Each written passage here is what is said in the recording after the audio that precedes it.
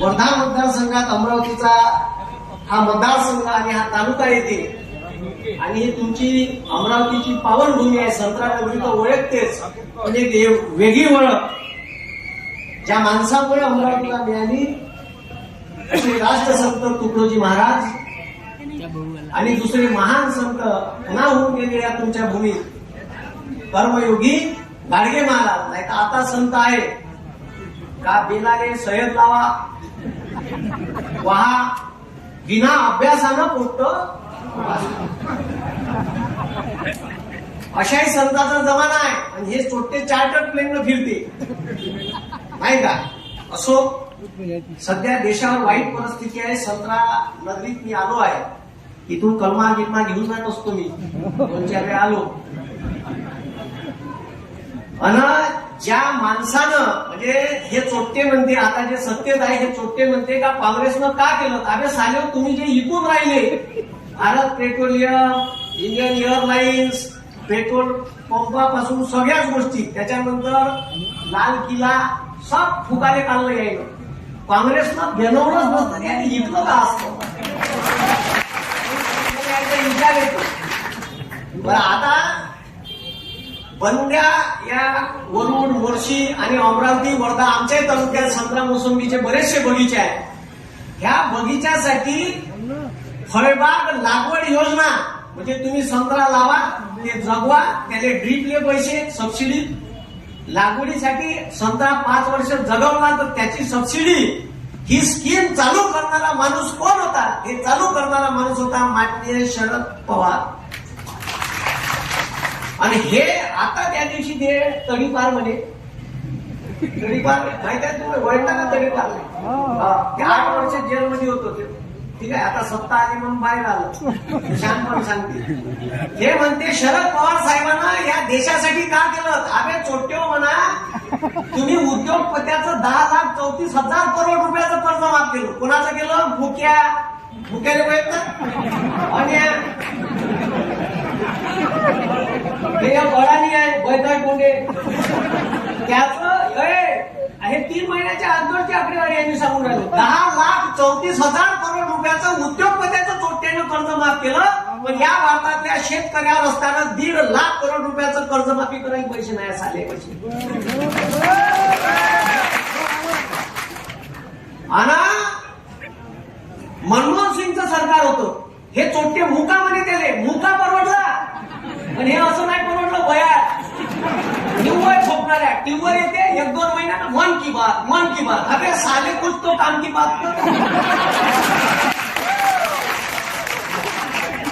येते का नाही. एक तरी कामाची गोष्ट करते का या गोरगरिबाच्या शेतकऱ्याच्या बाजूनं. मुख्या अन्याय कसा मानला पाहिजे आणि आपल्याला इलेक्ट्रॉन बॉन्ड मधून कसा कर्जोऱ्या भेटला पाहिजे आणि आपल्या पार्टीनं कसे 50-50 टोक्यामध्ये आमदार खासदार घेतले पाहिजेत आणि कसं पक्षफोडीचं राजकारण करायचं ह्या चोट्याकडून शिका. या देशात एवढं गलिच्छ राजकारण आजपर्यंत कोणीच नसन केलं जे बीजेपीनं केलं. काही लोक बोलले, काही बीजेपीचे पिलांटू म्हणते बोले, काजी तुम्ही या पंतप्रधानाला एवढ्या मोठ्या एकेरी भाषेत बोलता, हे असं बोलत असते का म्हणते. ठीक आहे, हे घे. नाही म्हटलं ही म्हणू का ती म्हणू, तू सांग कायच्या ताईला सांग का तुम्ही बॉर्डरवर आहे. अरे तो आहे तर तोच म्हणा लागेल, ती म्हणायचं. मग ते चुपचाप राहिलं. ते माझ्यासोबत काय भयसबाजी करतो म्हणा. मी विचार बंद्या महाराष्ट्रातल्या कोट्याले कायदे कानून संविधान शिकवतो ते मला सांगते साधे. तर हे इतकं बदमाश सरकार आहे. यानं 2014 स्वप्न दाखवले अच्छे दिनशी. आणि तुम्हाला म्हणजे पेट्रोल 67 रुपये होतं तेव्हा, 30 रुपये में होणार का नाही. ते दाढीवाला बाबा रामदेव त्या आपली वजारात असतं ते. आणि त्या कोट्याला विचारे 35 रुपये लिटर पेट्रोल होणार का नाही. त्याचा व्हिडिओ आहे, पाहिला का तुम्ही. ह्या रामदेव बाबाले मियानमधली ह्या नागपूरच्या ढेबऱ्यानं त्यानं 1 रुपया स्क्वेअर फूटनं जागा दिली मियानमधली. म्हणजे जवाई होईल का तो. अरे म्हणजे इतकं म्हणजे आपल्यासारख्या नाही ते आणि तुम्हाला सांगतो या शेतकऱ्याचा यानं का सत्यानाश केला. हे मनमोहन सिंग सरकार होतं तेव्हा महाराष्ट्राचे भारताचे गृहमंत्री होते माननीय शरद पवार साहेब. तेव्हा या देशाची 66,000 करोड रुपयाची कर्जमाफी सरसकट कर्जमाफी मनमोहन सिंग सरकारने केली. आणि ज्या मनमोहन सिंगने मुख्यमंत्री केलं त्याच मनमोहन सिंगने या देशाची इकॉनॉमी कुठच्या कुठे नेऊन ठेवली. आणि आजही कॅम्ब्रिज युनिव्हर्सिटीतून जे पोट्टे भारतातून पीएचडी करायला तिथे इकॉनॉमिक्स मध्ये जाते त्या पोट्याले कॅम्ब्रिज युनिव्हर्सिटी स्कॉलरशिप देते. त्या स्कॉलरशिपचं नाव आहे डॉक्टर मनमोहन सिंग स्कॉलरशिप योजना. नरेंद्र मोदी नाही आहे. ह्या तर एवढा तुफान आहे या दाखवाचे ढोंग करते या नुसता. हा तिथं वल्लभभाई पटेलचा पुतळा काही देणं देणं नाही. ह्या वल्लभभाई पटेल हे भारताचे गृहमंत्री असताना या हाफचड्डीवाल्याची संघटना बंद केली होती. बॅन आणला होता हे हाफचड्डी नागपूरवाले समजलं का. बॅन आणला होता बॅन बंद केली होती या संघटनेने. हे काँग्रेस होय म्हणून पुन्हा मान्यता दिली नाही तर ढोबळ तवाच बंद केलं असतं. आणि हेच आम्हाला राष्ट्रभक्ती सांगते. ह्या चोट्यानं 52 वर्ष त्या आरएसएसच्या मुख्यालयात तिरंगा नाही फडकवला. हे का सांगते साले आम्हाला राष्ट्रभक्ती देशभक्ती. यायला हाफ चड्डीवर फुल चड्डीवर यायला 50 वर्ष लागली. आम्हाला सांगते साले सत्य आहे विचारा द्यायला. तुम्ही 52 वर्ष तिरंगा मुख्यालयात फडकवला का नाही विचारा. आणि हे राष्ट्रभक्ती सांगते माहित आहे. या देशाचे पुलवामाले 44 जवान शहीद झाले. त्या दिवशी देशाचा पंतप्रधान हे का करत होता दाढीवाला माहित आहे का. हे जिम कार्पेट अभयारण्य आहे उत्तराखंड मध्ये. तिथं ते शेअर गिल का बेअर गिल नावाचं ते डिस्कव्हरीवर कार्यक्रम करते त्याच्यासोबत शूटिंग करून राहिले होते. 3:30 वाजता घटना झाली या देशात. 44 जवान पुलवामाले शहीद झाले. त्या दिवशी शहीद झालेल्या दिवशी मला सांगा कितीतरी सिक्युरिटी गार्ड असं आजूबाजूने खबर नसत आली देशाच्या पंतप्रधानाले का जवान 44 शहीद झाले. चला रत्न पत्रकार परिषद घ्या पाहिले तर चला. नाही ना शूटिंग चालूच शूटिंग महत्वाची होती देशासाठी. देशाचे मेलेले शहीद झालेले जवान त्याला महत्वाचे लोक सुटते. ह्या 6 वाजता येऊन पत्रकार परिषद घेते. जे झालं ते चुकीचं झालं. आणि त्याच्यानंतर 44 जवान शहीद झाले. आणि जिथं शहीद झाले ना त्या पुलवामाचा डीवायएसपी कोण होता त्याचं नाव आहे देवेंद्र सिंग. तो देवेंद्र सिंग 3 महिन्यानं आतंकवाद्यासोबत सापडला AK-47 रॉकेट लॉन्चर घेऊन. त्याची केस गायब केली आहे ना. कोण होता तो देवेंद्र सिंग. काऊन नाही केली त्याची चौकशी. आणि 44 किलो आयडीएक्स ज्या रोडवर कमीत कमी 10,000 सीआरपीएफचे जवान तैनात होते तिथं आयडीएक्स आला कुठून याची चौकशी केली काऊन नाही. हे जे देशभक्ती सांगते ना हे सारे ढोंग सांगत आहे सारे. देशाच्या सुरक्षतेसाठी पैसे नाही म्हणते. ह्या पोट्याची अनेक शेतकऱ्याचं कष्टकऱ्याचं कामगाराचं रिक्षावाल्याचं पोरग लागते इंडियन आर्मीमध्ये. आणि त्या इंडियन आर्मीमध्ये 17 वर्षाच्या बॉन्डवर पोरगा लागेल. 19-20व्या वर्षी लागलं पोरग काय 17 वर्षासाठी लागलं. त्याला पेन्शन होती. त्याला कॅन्टीनची सुविधा होती. अर्ध्या किमतीत अन्नधान्य भेटे त्याला. त्याने जर पोरगा आपला शहीद झाला तर तिरंग्यात लिपटून येत होता. त्याने गावात आल्यावर मानवंदना दिल्या जात होती. आता ह्या चोट्यानं अग्निवीर नावाची एक्झाम आणली स्कीम आणली.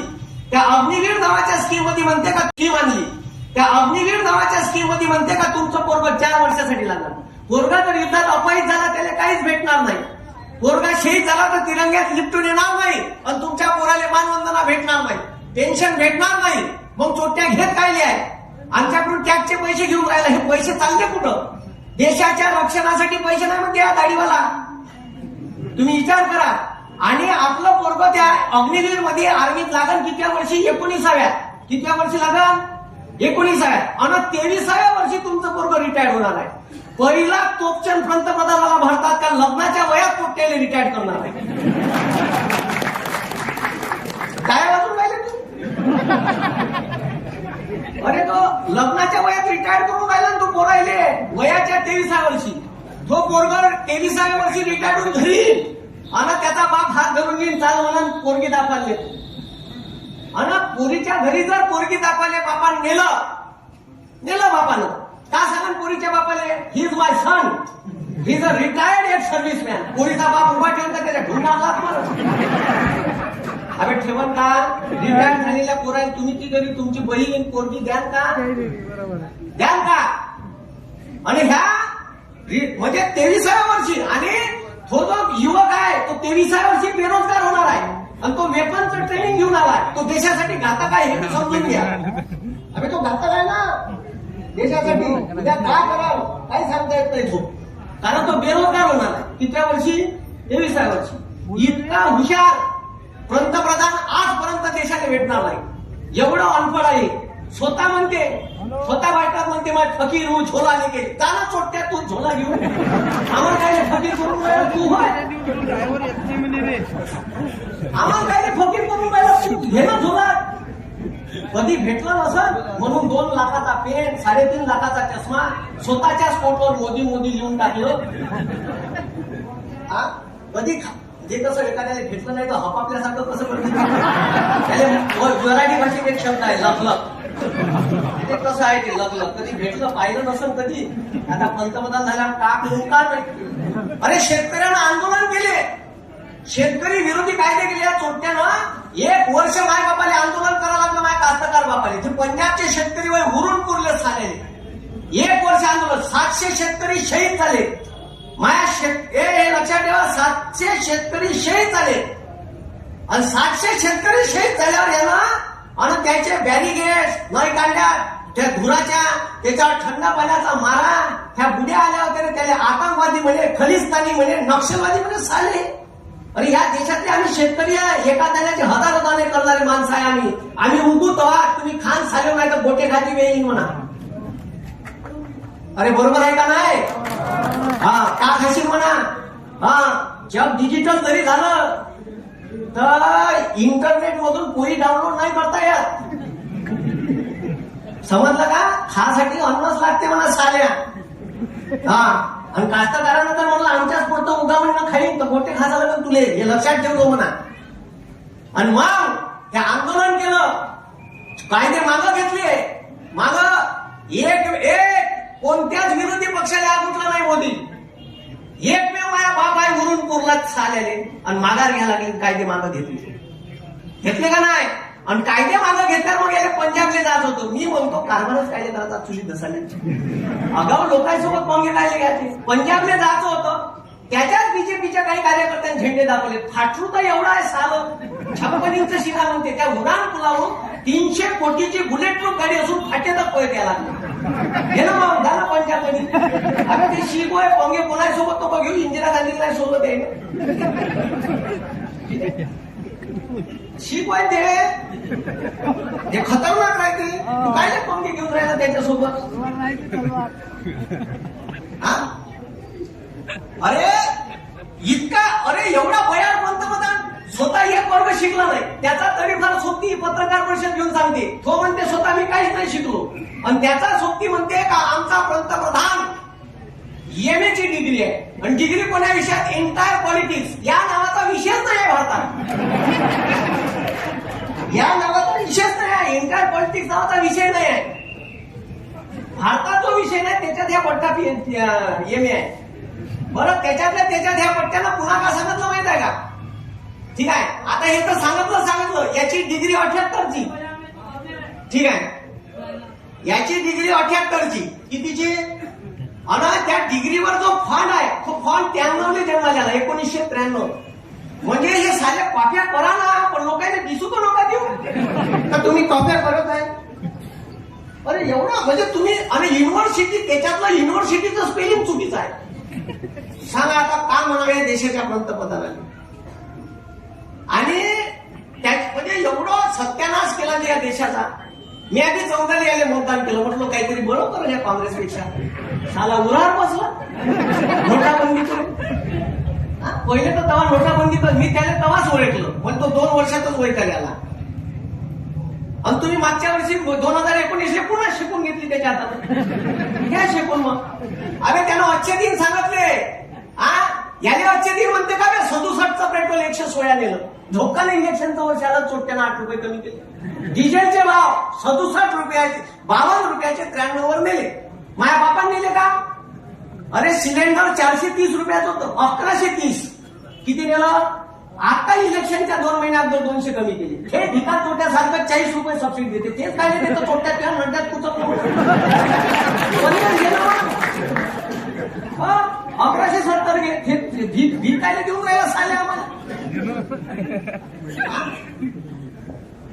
म्हणजे अरे डीएपीची बॅग 538 रुपयाची होती, बिल आहे माझ्यापाशी 14 ते 13चे. ह्या चोट्यानं 1350 डीएपीची बॅग केली, ट्रिपल रेट झाले डीएपीच्या बॅगची. अरे सोयाबीन पेराची बॅग 1500ची भेटते, 4000ची झाली, 3,500-4,000च्या दरम्यान भेटते का नाही? हा युरियाची बॅग 150 रुपयाची होती, 250 रुपये 350 रुपयाची केली. माझ्या बापाने केली का मग? हा तुमच्या बापाने केली? कोणा केली? ह्या छोट्या दाढीवाल्यांनी केली. आणि अजी कुठं कुठं फोटो नाही लावले, पेट्रोल पंपावर फोटो, बस स्टँडवर फोटो, रेशन कार्डवर फोटो, वॅक्सिन दिलं तिथं फोटो, इथं लावूया. हे काय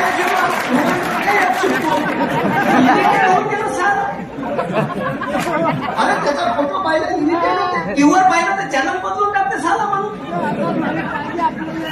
अरे त्या रेल्वे स्टेशनवर स्टॅच्यू उभे केले, सेल्फी पॉइंट याच्या फोटोचे. कुत्र विचारत आहे मुतून ना ते सारे. हो ना, कोण सेल्फी काढून राहिलं? हा कोण सेल्फी काढून राहिलं? अना पैसे कोणाचे खर्च केले? आपल्या टॅक्स मधून गेलेले पैसे. बंद्या रेल्वे स्टेशन उभारले, 6.25 लाख रुपये एका स्टॅच्यू पॉइंटचा खर्च आहे. 6.25 माहिती अधिकारात माहिती घेतली, 6.25 लाख रुपयाचा स्टॅच्यू आहे.